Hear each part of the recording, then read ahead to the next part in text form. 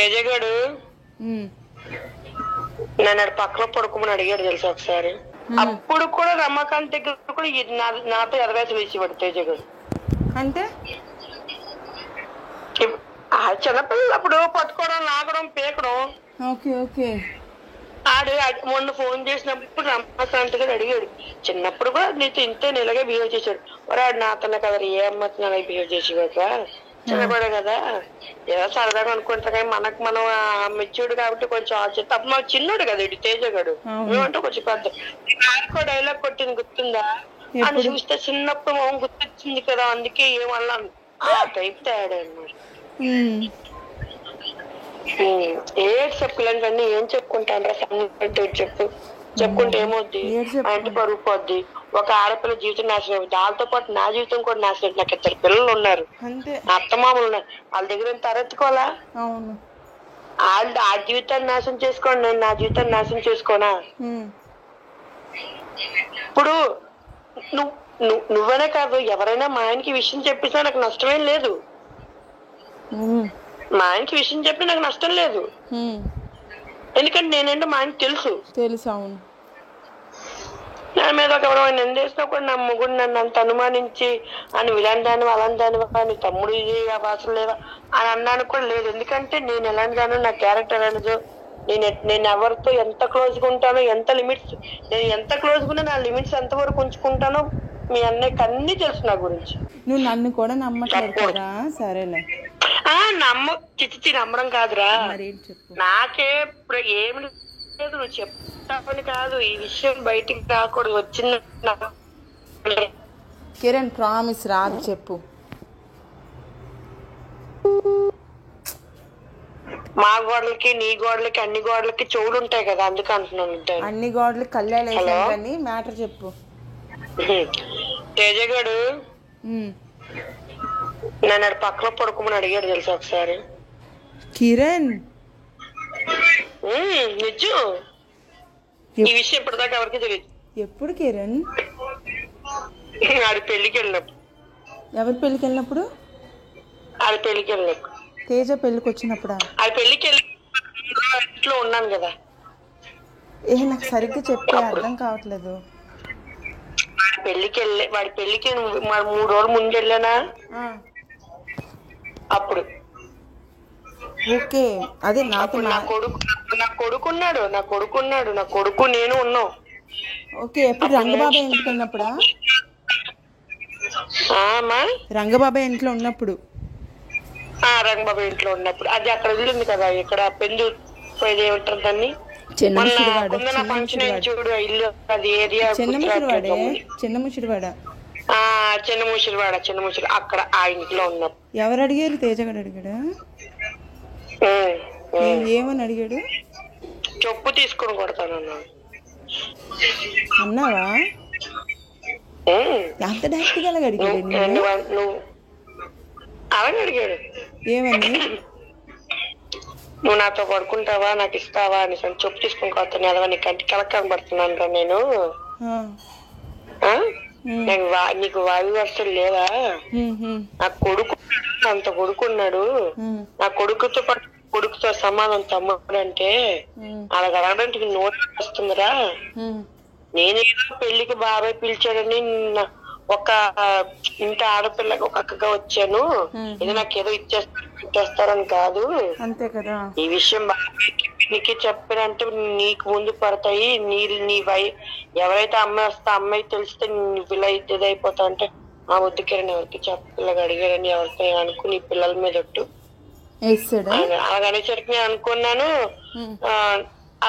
నా పిల్లలకి నేను చేసిన తప్పు అయితే నా పిల్లలకి ఏం అవ్వకూడదు, నా పిల్లలకి ఒట్టి తీసి గట్టి మీద పెట్టేశాడు.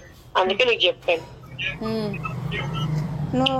నన్ను నేను నిద్దట్లో వచ్చి నా పక్కన పడుకున్నాడు తెలిసాడు. ఎవరు? తేజగాడు. నేను అంటే ఆ గదిలోని బాబాయ్ పిన్ని కొందన అందరూ పడుకున్నారు ఆ గదిలో. నేను తేజ సాత్విక్ గాడు తేజ గారు మంచం మీద పడుకున్నాడు, నేను బాబుని వేసుకుని కింద పరుపు వేసుకుని పడుకున్నా తేజ గదిలో. వాడు అడగగానే నేను గచ్చిరేసిన తర్వాత బాబు నేను పడుకుంటే వచ్చిన పక్కన పడుకున్నాను. మామూలుగా తమ్ముడే కదా, క్యాజువల్ గా అంటే మా వంశీయాలకు బాగా నాకు అలాగే కదా, అవును. ఫోన్లే కదా. కొన్ని చిన్నపిల్లడు తెలిసి తెలియక అలా అడిగాడు, పోనీ అని నేను పోనీ తప్పుగా పోనీ తమ్ముడే కదా అని చెప్పి ఊరుకున్నాను. కాలు చేతులు మీద వేసాడు. నువ్వు మధ్యాహ్నం అక్కడి నుంచి లేచి మీద పైకి వెళ్ళి పడుకో, నేను బయటికి వెళ్ళి పడుకోమంటావంటే వద్దు కిరణ్ నేను పడుకొని చెప్పి పైకి వెళ్ళిపోయాడు. నన్ను మీద చేతిలో టచింగ్ కూడా చేసాడు వాడు. కానీ విషయం ఎవరికి తెలియదు విషయం, నాకు తేజగాడికి తప్ప. ఎవరికి? నాకు తేజగాడికి తప్పి విషయం ఇంకెవరికి తెలియదు. ఏం చెప్పుకునే విషయం చెప్పేది? ఇలాంటివి ఏం చెప్పుకుంటాం? హార్ట్ బ్రేక్ అవుతుంది, రోజుకి బ్రేక్ అయిపోతుంది. అమ్మ నన్ను బలవంతం చెయ్యబోయాడు కూడా యాక్చువల్ గా తెలిసేవాడు. నేను ఏంటి పడుకునే పక్కన పడుకుని చెప్పి బలవంతం చేయకపోతే గమ్మున నెట్టేసి నువ్వు ముందు పైకి వెళ్ళి పడుకోరా తేజ, ఇది కరెక్ట్ పద్ధతి కాదు, పెళ్లి పెట్టుకుని ఏంటి అదవేసి నీకు అంత ఇది ఎక్కువైపోతుందంటే అట్రాక్షన్. ఒరే నీకు అట్రాక్షన్ అవ్వచ్చేమో, నీకు ఇన్ఫాక్షన్ అవుతుంది, నాది ఇన్ఫాక్షన్ అట్రాక్షన్ అయ్యే వయసు కాదు నాది. నాకు పెళ్ళయింది, కొడుకున్నాడు, నువ్వైందని నాది అలాగా అనుకుంటా చాలా రాంగ్. రేపు నీకు ఎవరు వైఫ్ ఎవరు వస్తుందో తనే నీకు అట్రాక్షన్ అయినా లవ్ అయినా అఫెక్షన్ అయినా ఏదైనా సరే.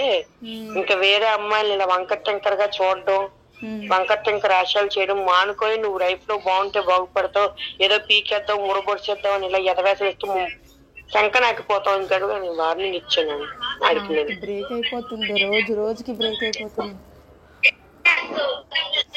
అసలు.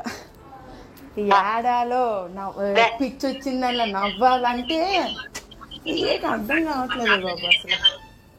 మరి ఇప్పుడు నేను చెప్తే అర్థమైందా? హారికత అది రాసుకొని పూసుకోవడం, తినడం, మన దగ్గర 10 పత్తి కప్పులు మాట్లాడటం ఏమనుకుంటున్నావు? మరి అర్థమైపోయింది, వీళ్ళకి బావి వరుసలు లేవని అర్థం. నీకు విషయం చెప్పనా? పద్మత్ తెలుసా? పద్మత్తల కొడుకులు తెసేద్దరు, రవిను శ్రీ మణికా వాళ్ళ పేరేంటి, మణికాంత, రవితేజను మణికాంత్. లక్ష్మి అత్త కదా, ఆవిడ పేరు ఐడియా లేదు. పద్మత్త రంగబాబు వాళ్ళ చెల్లిలే పద్మత్త, ఆవిడ పేరు తెలీదు. వాళ్ళ పిల్లలు ఆవిడ వీళ్ళకి ఫస్ట్ అందరూ కలిసి ఉండేవారు, ఏ ఫంక్షన్ అటెండ్ అయ్యేవారు. అలాంటిది వీళ్ళ క్యారెక్టర్స్, వీళ్ళ బిహేవియర్ అన్ని తెలిసిన తర్వాత మరి ఎందుకు వాళ్ళు దూరం అయిపోయారు అనుకుంటున్నావు? ఇలాంటి వాళ్ళని తెలిస్తే వాళ్ళు దూరంగా వెళ్ళిపోయారు. నీకు విషయాలు ఏవి నీకు తెలియవు, చాలా మందికి తెలియవు. నాకు ఈ విషయాలని నాకు చెప్పేసరికి మణికాంత్ గారు నాకు టచ్ లో ఉంటాడు, బాగా మాట్లాడతాడు. నాకన్నా అది సేమ్ ఏజ్, కాకపోతే రమాకాంత్ మణికాంత్ కదా, రమాకాంత్ అంట రమాకాంత్ నా మీద కొంచెం పెద్దోడు. ఆయన బాగా అంటాడులే, నన్ను చిన్నప్పటి నుంచి బాగా మేము అందరం కలిసి ఆడుకునే వాళ్ళు. చిన్నప్పుడు అందరం కలిసి ఉండేవాళ్ళం, ఏ ఫంక్షన్ అటెండ్ అయ్యి కానీ ఏ ఫంక్షన్ ఆడుకుని నేను తేజ కూడా, రమాకాంత్, రవితేజ అందరం కూడా సరదాగా ఉండేవాళ్ళు. సరదాగా అప్పుడు కూడా రమాకాంత్ దగ్గర కూడా నాతో ఎదవేసి వేసేవాడు తేజ గారు. అంటే చిన్నపిల్లలు అప్పుడు పట్టుకోవడం, లాగడం, పీకడం. ఆడు మొన్న ఫోన్ చేసినప్పుడు రమాకాంత్ గారు అడిగాడు, చిన్నప్పుడు కూడా నీతో ఇంతే ఇలాగే బిహేవ్ చేశాడు. వాడు నాతోనే కదా ఏ అమ్మతో అలాగే బిహేవ్ చేసేవాడు, చిన్నపడే కదా ఏదో సరదాగా అనుకుంటా. కానీ మనం మెచ్యూర్డ్ కాబట్టి కొంచెం తప్ప మాకు చిన్నోడు కదా ఇటు తేజ గడు, మేమంటే కొంచెం పెద్ద. డైలాగ్ కొట్టింది గుర్తుందా అని చూస్తే చిన్నప్పుడు గుర్తొచ్చి